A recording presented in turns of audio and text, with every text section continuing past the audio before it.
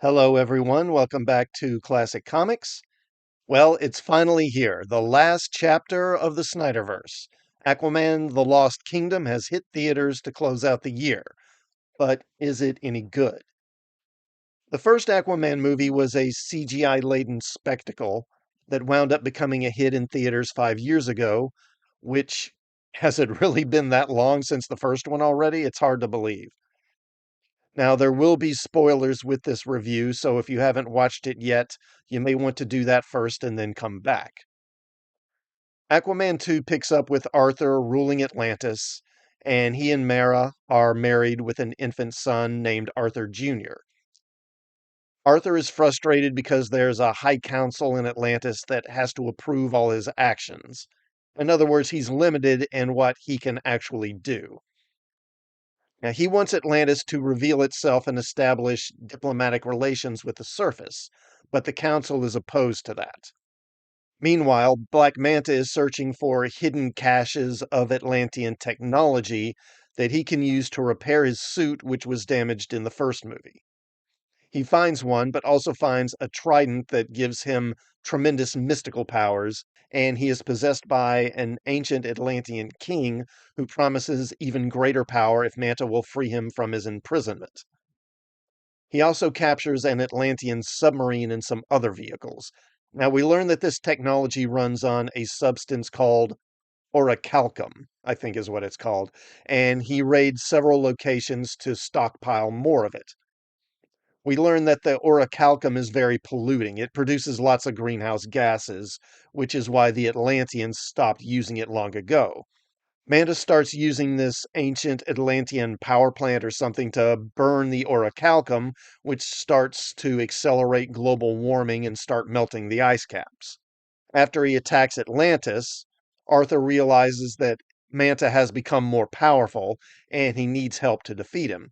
So he decides to free Orm, aka Ocean Master, from his imprisonment so they can defeat Manta together. They then lead an army to attack Manta's power plant and destroy it, but Manta escapes.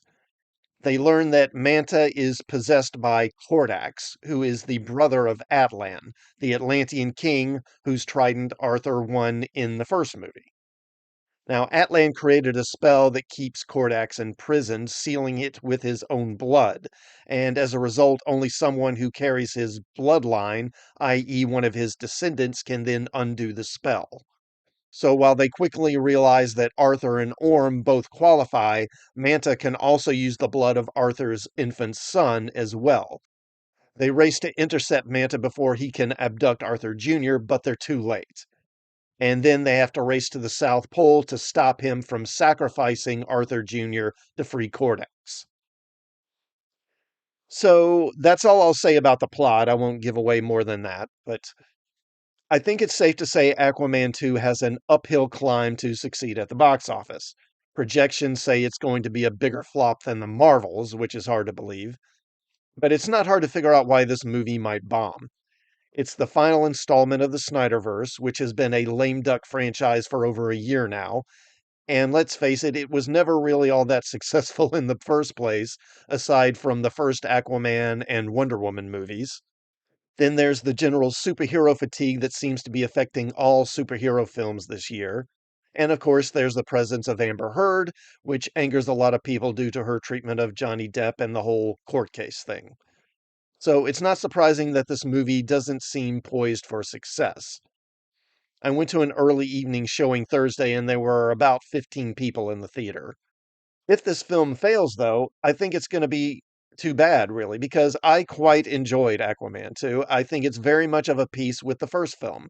There's lots of action, there's lots of CGI. It's not a particularly thoughtful or deep film, although it does try to deliver a bit of an environmental message along the way, but it doesn't beat you over the head with it.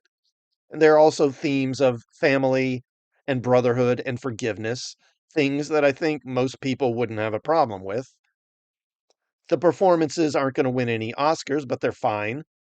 The CGI is mostly well done. I did notice a couple of scenes where the CGI hair on some of the characters, particularly Atlana and Mera, the CGI hair just didn't seem quite right. But other than that, I think this film looks great. This film has the same colorful landscapes that made the first film so visually dazzling.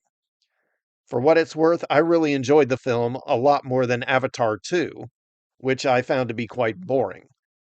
I think it's a film that people will enjoy if they're willing to just go along for the ride. And by the way, no, they don't kill the baby. If you're wondering about that, because there were rumors they were going to kill the baby in the movie, they don't. And there's no wokeness to speak of, really. Oh, well, actually, that's not quite true. So in the comics, Black Manta's henchmen, they're pretty much all black men like himself. But in the movie, first of all, none of them are black men. There's a lot of women, though. In fact, about half of them seem to be women. So there is that. But most of them are just kind of in the background. They don't really do much of anything. So no, no wokeness other than that. So yeah, I really liked it. And I'll say it again. If you like the first Aquaman movie, you should like this one just fine. It's the best superhero movie of 2023 that isn't named Guardians of the Galaxy. I'll give Aquaman The Lost Kingdom 4 out of 5 tridents, and I recommend you check it out. Let me know what you think of Aquaman 2 in the comments. Do you agree with my review or disagree?